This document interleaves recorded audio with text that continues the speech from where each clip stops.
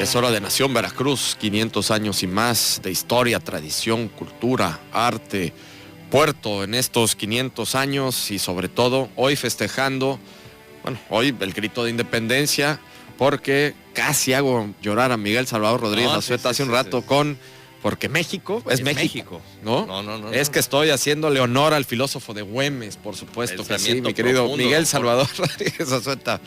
No, usted amaneció hoy, pero bueno. Profundo, nada más profundo que cualquier cenote mexicano, ahí, o de las, ¿cómo se llama? De las fosas marianas.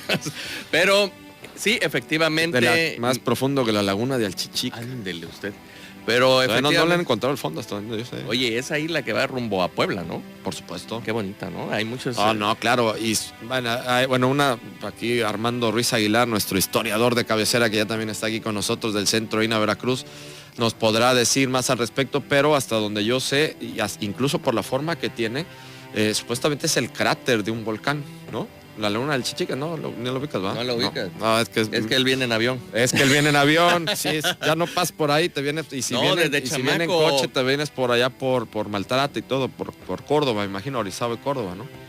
Pero bueno, en el paso de allá, siempre para ir a México. De hecho, es el Camino Real. Es parte del Camino Real. Parte del Camino Real, porque es Jalapa, por Jalapa, Perote. Sí. Luego viene Totalco. Y ya después viene, creo que ya es estado de Puebla, si no me recuerdo, Alchichica, o está ahí en los albores entre Veracruz y Puebla. Ajá. Está la laguna de Alchichica, que sí, efectivamente, tú ves todo así, es como si fuera un cráter.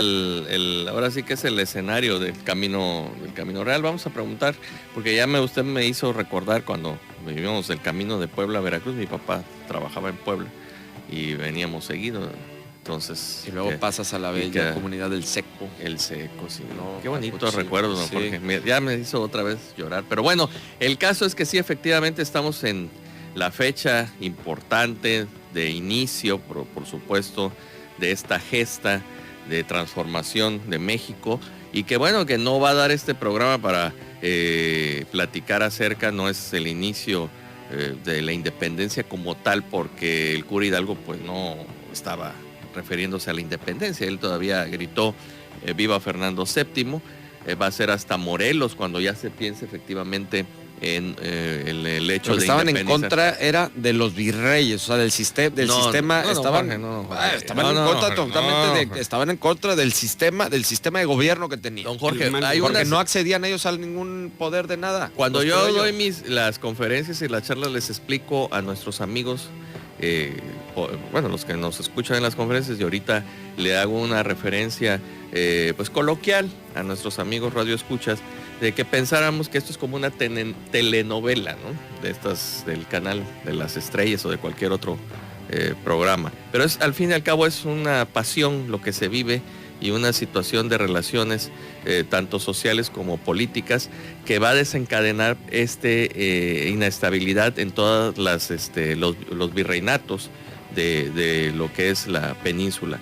O sea, no es que estuvieran en contra de los virreyes, es la invasión de Napoleón y la imposición de su hermano José I en el trono de España. Eso va a desencadenar la molestia porque va a haber una nueva constitución en España que por supuesto que es una constitución moderna que va a afectar los intereses de los sectores como son el ejército y el clero.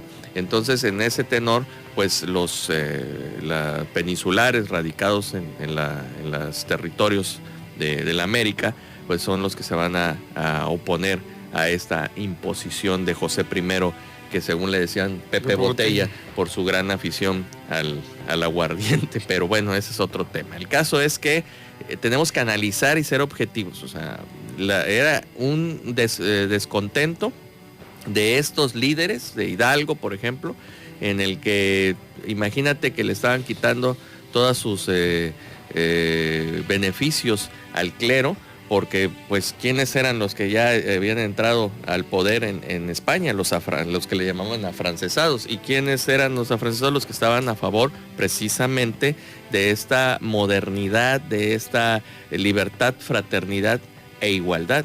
Entonces eso era muy muy peligroso para los beneficios que recibían. ¿Y quiénes estaban a cargo? Ahora sí que vamos a pensarlo, ¿quiénes estaban a cargo de esto? Pues el bajo clero, el clero en el caso Miguel Hidalgo y Costilla. Entonces, de esta manera vamos a ver que todo esto se va a desencadenar precisamente, se le va a salir de las manos a Hidalgo el proyecto, y pues va a ocasionar, por supuesto, que la masa se desborde en pasiones, y eso lo va a señalar algunos historiadores, muy puntuales van a ser en este caso de que Hidalgo va a traer esta especie de marabunta, porque es así, o sea, el pueblo enardecido provoca saqueos, provoca desmanes, y es hasta que se va a reorganizar el ejército del virreinato, el ejército semiprofesional, porque debemos recordar que el ejército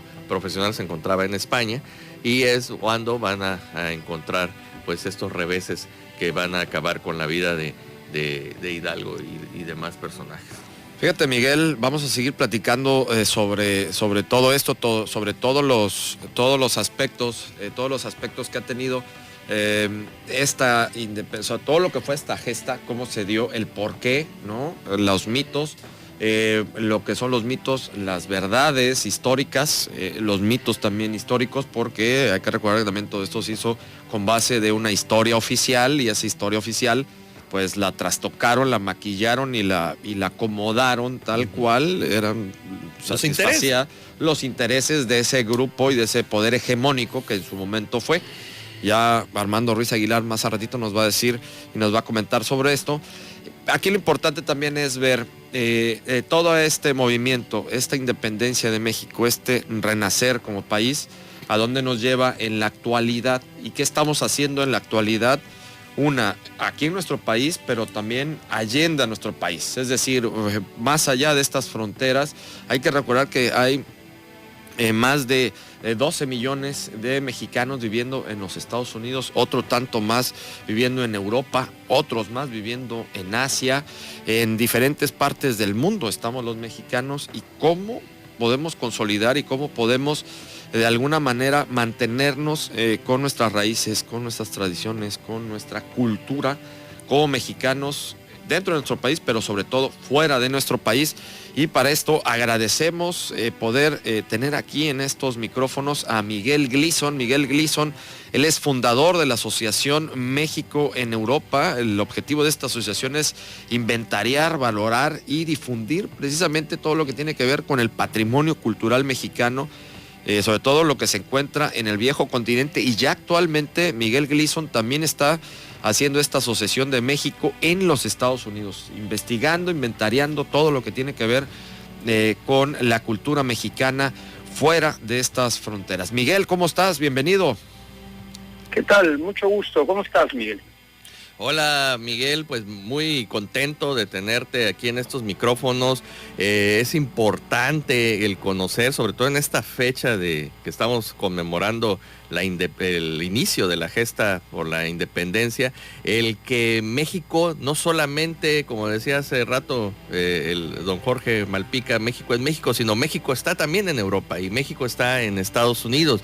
¿Qué has hecho para recabar todo eso? ¿Qué gran trabajo, Miguel? Sí, mira, principalmente al estar viviendo yo en Europa, me dediqué primero a cubrir todo el continente europeo. Yo estoy radicando en Francia desde hace más de 20 años, y entonces hice varios proyectos puntuales país por país, porque aquí no es como en Estados Unidos que todo el mundo habla inglés. Aquí si tú estás en Francia hablas francés, pero te mueves unos cuantos kilómetros como si fueras, por ejemplo, de Texas a Luisiana, y ya es completamente otro país, otro idioma, otra cosa.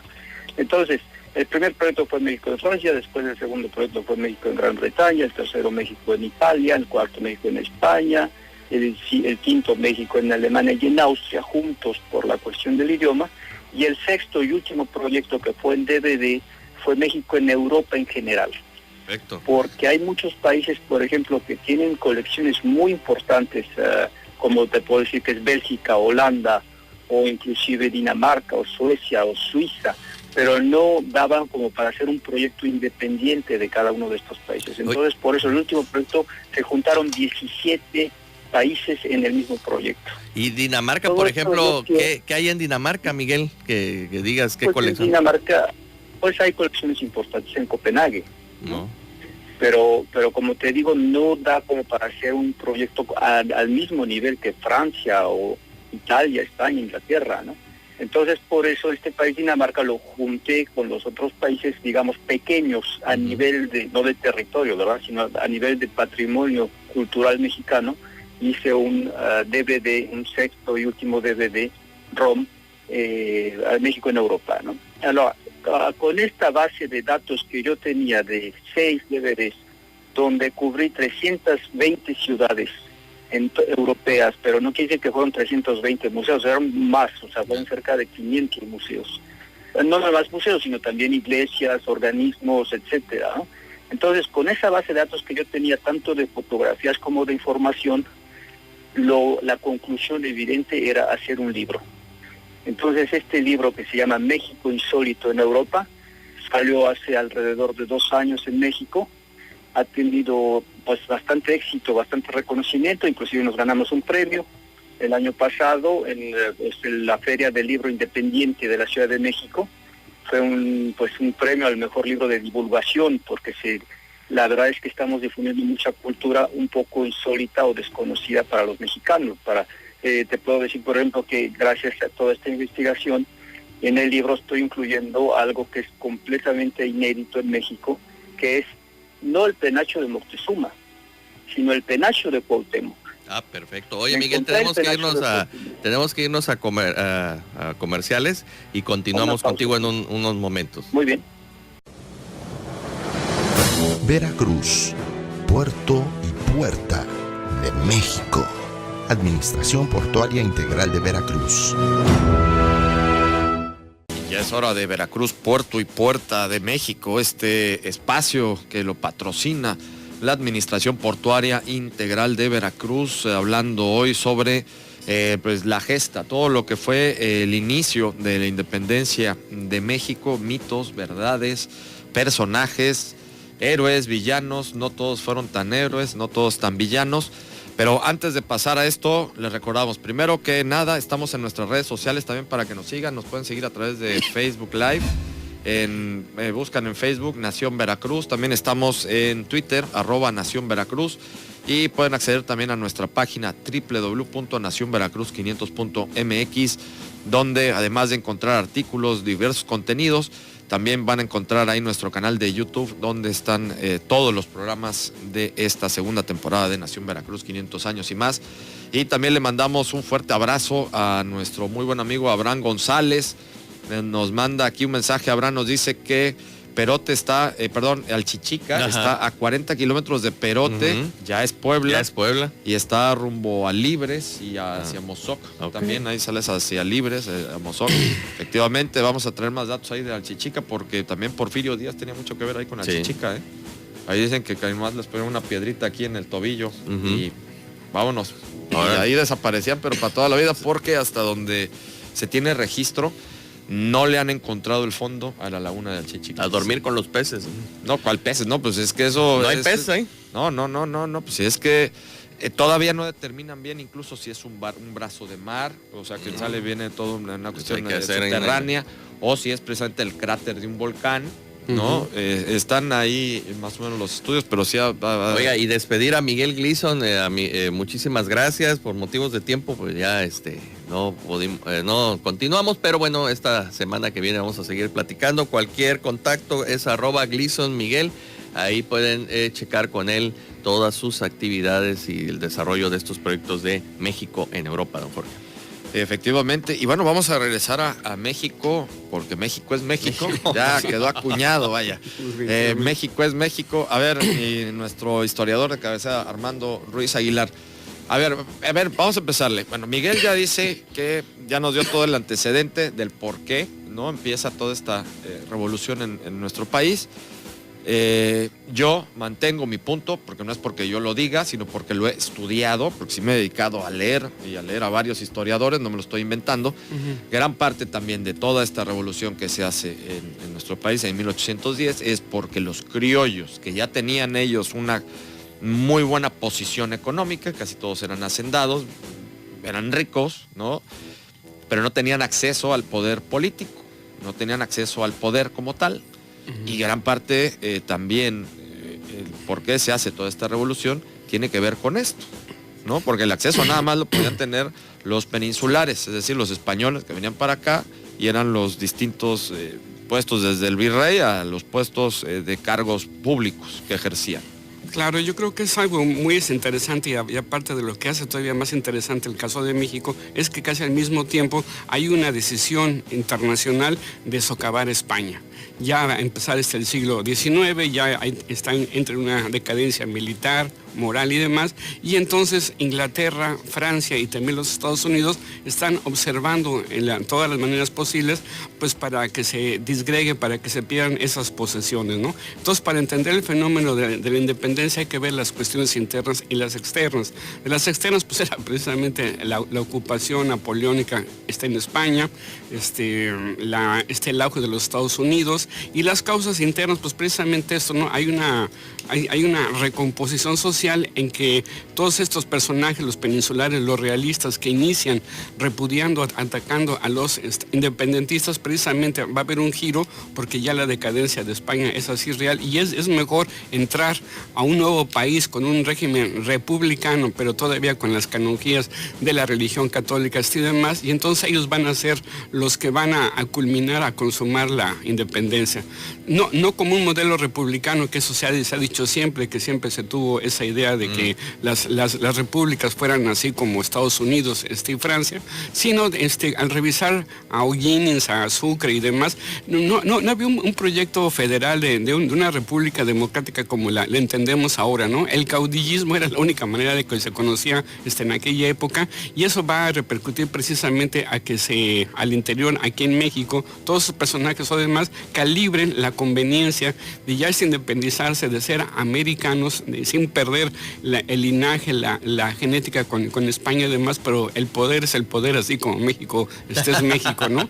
Entonces yo creo que es un análisis muy importante esto, y sobre todo porque vamos a encontrar otros elementos. El poder que tuvo la masonería, que en México no lo tuvo tanto, sino hasta después de ya finalizado el imperio de Iturbide, que fue más amplio en Inglaterra, pero ya también empezaba el germen de la doctrina Monroe, ¿no? En alguna manera ya se veía que México, sobre todo el virreinato mexicano, el nuevo hispano, con la cercanía con los Estados Unidos y los planes de empezar a cercenar el territorio, era un aviso de que no se metieran ni los ingleses ni los franceses. Entonces eso le va a dar un auge muy interesante. Se va a promocionar precisamente esa aceleración de las repúblicas, porque era como un modelo nuevo, y vamos a encontrar que el pacto anfictiónico, ya empezando en los años 20, se les ocurre invitar a Estados Unidos y hasta los ingleses a Panamá. Un congreso, ¿no? Un congreso, precisamente era lo que se necesitaba, ¿no? De que hubiera una gran patria, y se va a dividir, en el caso de la gran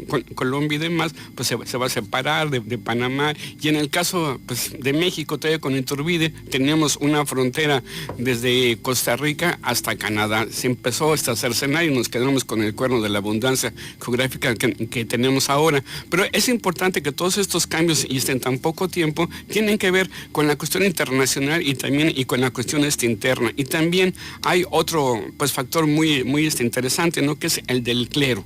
¿Qué va a pasar en los años previos de la independencia? ¿Por qué hay un sacerdote el que va a liderar el movimiento? Pues porque eran los que eran líderes morales, era el bajo clero, y también hay un pequeño error porque la personalidad de Hidalgo era muy importante, pero el que tenía verdaderamente los arreos, la estrategia y demás era Allende, ¿no? Incluso es muy penoso como en Aguascalientes se le va a degradar hasta Hidalgo, hasta quitar eso, ¿no? Pero sí, se deben de conjuntar. Aparte también la consolidación de vales reales va a ser un golpe previo a Benito Juárez, en que ya es una política rentista que se tiene en España, y se necesitaba pues el dinero, y en dónde se va a sacar el dinero, pues está la propia iglesia, ¿no? Que de hecho también para mí empieza todo este movimiento de la independencia con la expulsión de los jesuitas, porque era un orden con mucho poder, no se atacaba directamente al Vaticano porque eran esas órdenes regulares y demás, pero pues también hay un indicio de que el poder fáctico real es el que iba a predominar sobre aquellas políticas, ¿no? Entonces, toda esta serie de elementos extranjeros, internos, van a determinar el tipo de política de la clase dominante en el virreinato, que se van a transformar como en los gobernantes del primer imperio fallido, pero también el proceso de los diferentes experimentos republicanos. Oye, a ver, entonces sobre esto, esa parte es importantísima, ¿no? El tema del clero, y vámonos al punto de mitos o realidades históricas, ¿no? Miguel Hidalgo, héroe o también villano.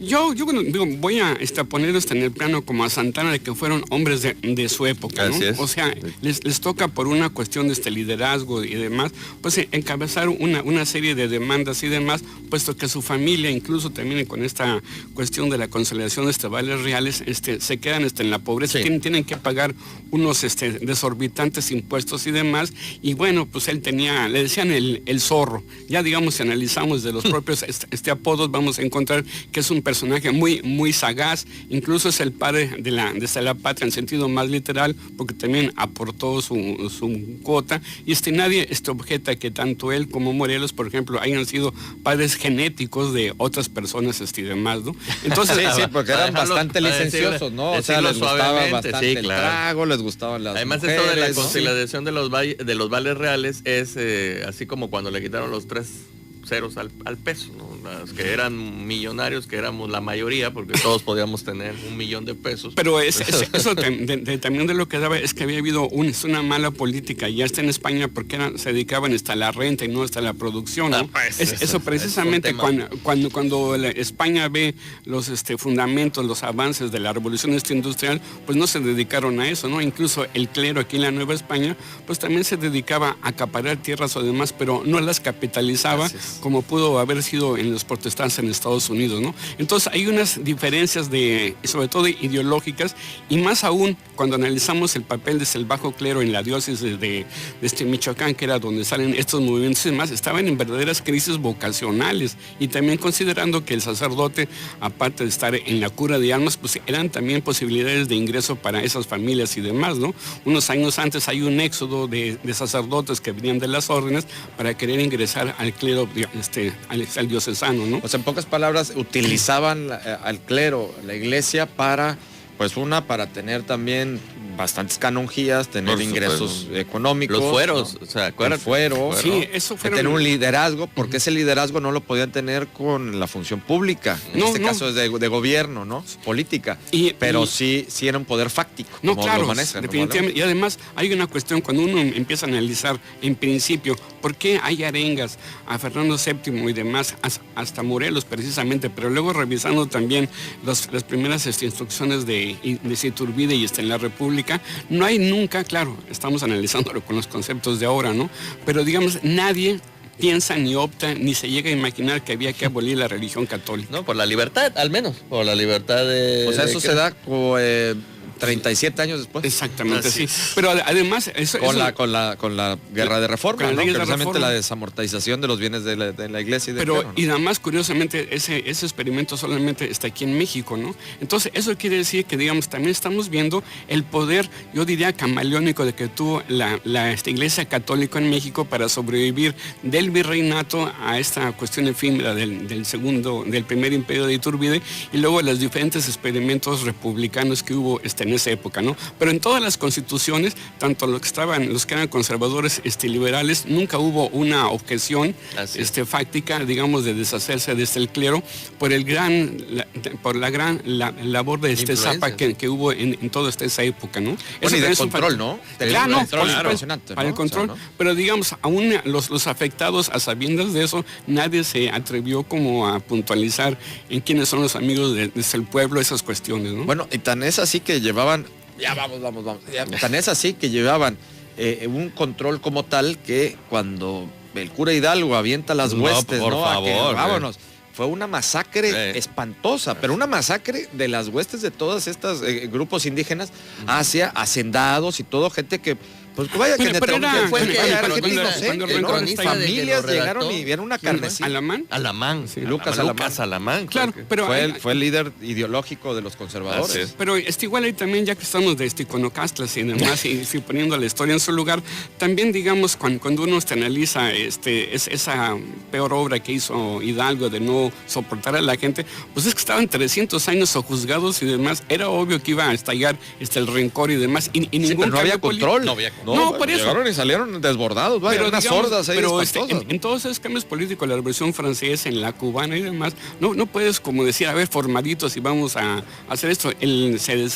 Se desbordaron esas pasiones o demás que son novias, pero que se han quedado remarcados para decir, Ya no hubo hasta, control. hasta Morelos es donde ya le mete Sí, un claro. control y una estrategia, Así pero es. antes era No. un desdén, Sí, vaya, pues un fue- relajo completo. Como vaya, ¿no? con lo que pasó aquí en enero, los saqueos que hubo. así. En alguna manera, Ah, pero digamos, desafortunadamente. ahí siempre quedan como esas cuestiones de control y demás. Yo creo que hay tema para seguir ahí platicando esto, pero No, pero la tema da independencia mexicana, como va a la par de las sudamericanas, además sí lleva sus bemoles y demás, porque se hace un nacionalismo incipiente con el tema del guadalupanismo, también es otra de las cuestiones ahí, y bueno, ha dado pauta para también que todos esos personajes o demás pues hayan aparecido también en otras películas y demás. Vamos, nos tenemos ya el tiempo encima, pero creo que vale la pena seguir todavía Sí, la siguiente sí. semana hablando, porque apenas nos quedamos con el cura Hidalgo, ¿no? Y con No, hombre, hay lo que- fue el inicio, ¿no?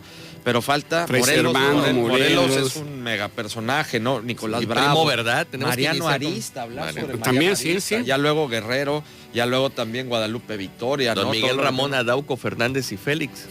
Imagínate, Sí, firmaba como Guadalupe Victoria los tratados internacionales. Ya de ahí Creo que ni siquiera sabía escribir, ¿eh? ¿Eh? Es lo que yo pensé también No, por ese ahí. creo que era Guerrero. Pero Guerrero, bueno, sí, vamos Guerrero, a... bueno, Guerrero creo, cambiaba, le decían, oiga, firmó usted esto ayer y, uy, cámbialo. Ya nada más antes de irnos agradecemos el llamado que nos hace el señor Félix. Nos dice que nos comenta que no está izada la bandera en el asta bandera del Boulevard, aquí Ávila Camacho, y hoy es un día muy importante. Uy, Señor uy. Félix, pues Hay sí, que qué ver bueno por que qué. nos dice. Vamos a hablarle ahí a las autoridades municipales para ver qué es lo que sucede y sobre todo pues, allá en la Sedena. Pues sí, hay la que Sedena checar. es la encargada de llevar ese tema de la bandera allá en el asta bandera, ahí en el Boulevard. Muchísimas gracias, señor Félix, por la llamada.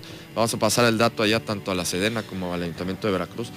Nos vamos. Nos vamos, nos escuchamos el lunes, pásenla bonito, cuídense. Armando No. Ruiz Aguilar, nuestro historiador de cabecera. Y del viva Centro México, Veracruz. que es Viva México, señores. Viva México. México es así México, es. viva. Porque México es México. Miguel Salvador Rodríguez Azueta, nos vamos. Vámonos. Muchas gracias a toda la producción, a Tony Hernández en cámara, gracias, a Gladys Pérez, nuestra productora, muchas gracias, Ricardo Jacome. Cadena Más Latina, Funda Crover, Centro INA Veracruz y Administración Portuaria Integral de Veracruz presentaron Nación Veracruz, 500 años y más. Hasta la próxima.